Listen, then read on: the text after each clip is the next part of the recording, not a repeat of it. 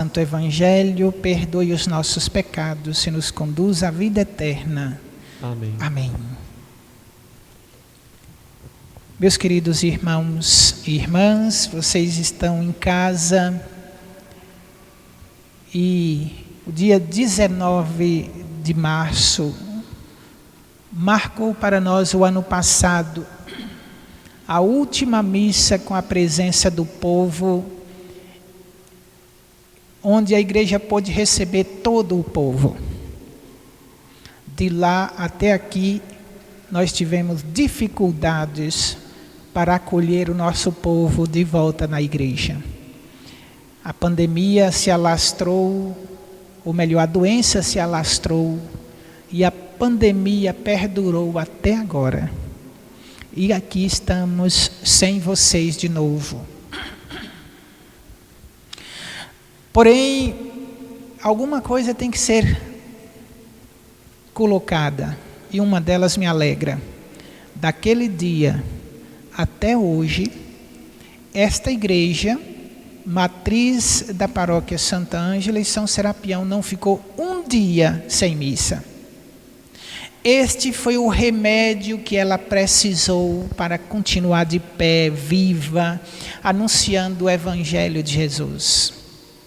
Claro, 2 dias do ano ela não pode celebrar a missa, que todo mundo sabe, sexta-feira da Paixão não é dia de missa, e também o sábado, quando nós celebramos a vigília pascal, depois do escurecer do sábado, já não é mais o sábado, mas o 3º dia do tríduo pascal. Nós nos alegramos em poder compreender o significado da missa, e na qual nós colocamos todas as festas, na qual e com a qual nós celebramos todas as festas, a partir da celebração do mistério pascal de Jesus, que nós celebramos na missa. A paixão, morte e ressurreição de Jesus. E aí, a partir daí, todos se santificam. E na missa, então, nós celebramos a memória festiva, solene de todos os outros santos. Hoje, São José, o esposo da Virgem Maria. Nós, instruídos pela palavra de Deus, você vai encontrar no mundo, na sociedade não católica, frases não válidas e não verdadeiras, dizendo que a igreja não se fundamenta ou não vive, não lê, não expressa de acordo com a palavra de Deus. A igreja é toda a palavra de Deus. A palavra de Deus nasceu da igreja. E os católicos, nós, membros desta igreja, reconhecemos isso e por isso anunciamos a palavra de Deus como discípulos autênticos da palavra de Deus.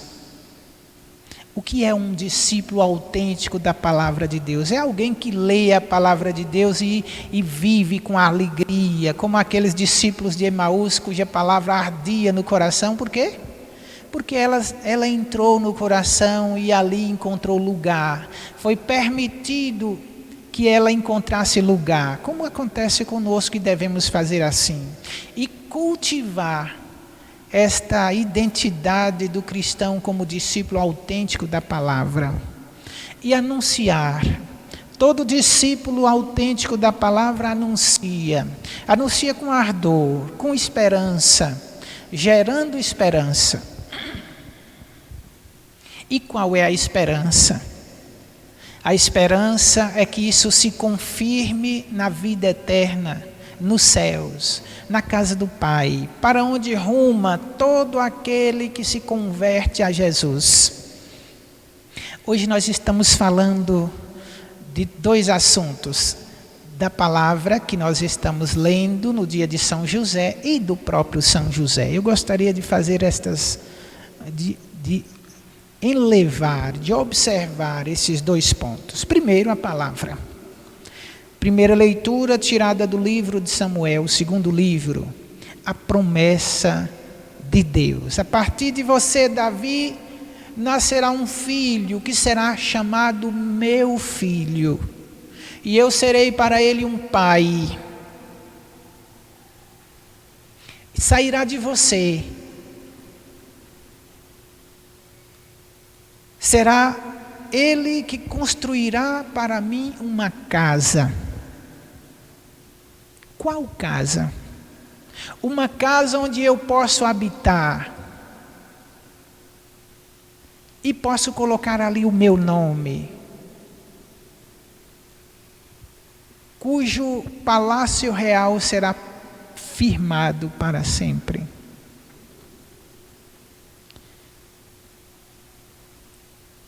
Seu reino e sua casa serão estáveis para sempre. Esta casa edificada pelo Espírito de Deus, a igreja, tem a função de fazer ressoar em todos os cantos do mundo, diante de todas as outras nações, o nome de Deus e o poder de Deus no seu Cristo. E de modo eternamente. O seu Cristo, o Filho de Deus, veio para mostrar o rosto deste Pai e edificar em si uma igreja, um povo novo, que agora vai levar uma mensagem de salvação a todas as outras pessoas que não conhecem Deus. E não conhecendo Deus, vão criar outros deuses e vão viverem perdidos, porque esses deuses não os salvará. Só Cristo pode dar a salvação. E nós, ao encontrarmos Cristo, o Salvador, nós repetimos a mesma frase de André, quando chegou para Simão e disse: nós encontramos Ele. Nós encontramos o Messias, o que foi prometido. E como o próprio Deus disse a José, aquele que vai salvar seu povo dos seus pecados. O Messias, o Cristo, o ungido de Deus. Nesse sentido, nós entramos no Evangelho, e aí entramos no nome do santo que nós estamos celebrando, o glorioso São José.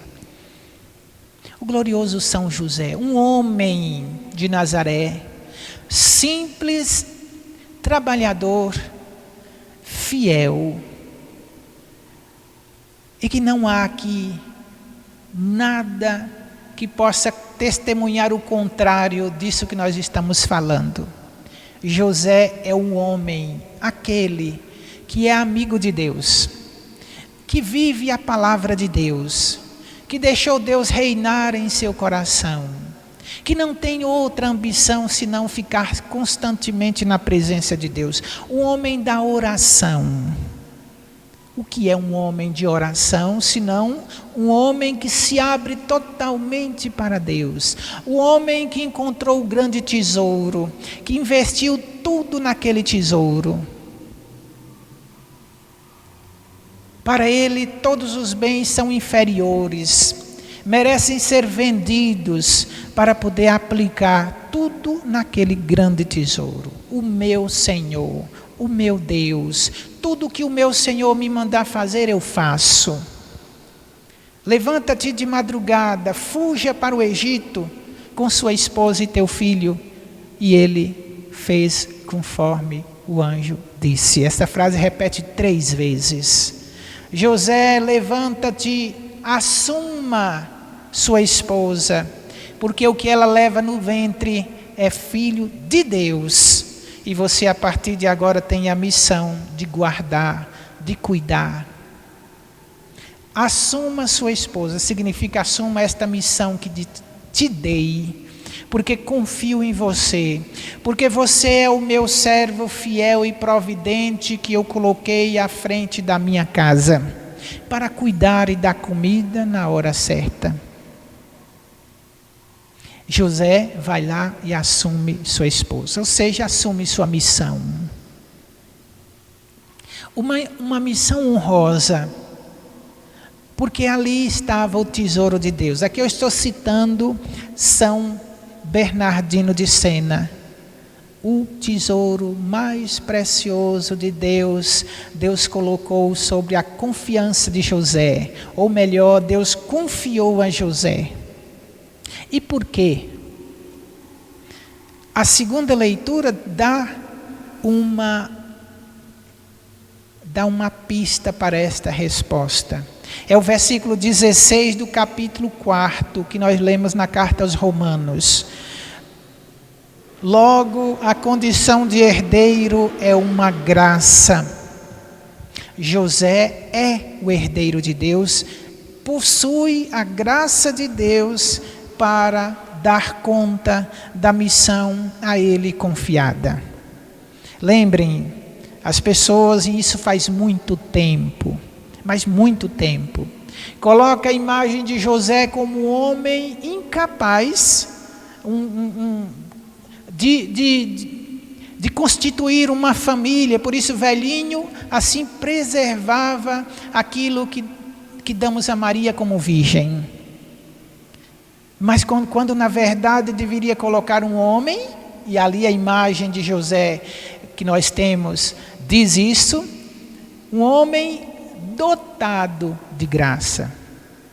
E por isso ele pode, como dizia São Jerônimo, se manter virgem por causa de Maria, para preservar a virgindade de Maria, a mãe do Salvador. José, o pai virgem de Jesus, abre aspas aqui para São Jerônimo. O homem que colocou a sua vida à disposição de Deus, sem reivindicar nada, despretensiado ou despretensioso. O homem que apenas queria servir. É aquele homem que diz para Deus: Senhor, a minha maior glória é servir ao Senhor. Esse nós aprendemos de Jesus. A minha maior glória é ter a oportunidade de te servir, Senhor.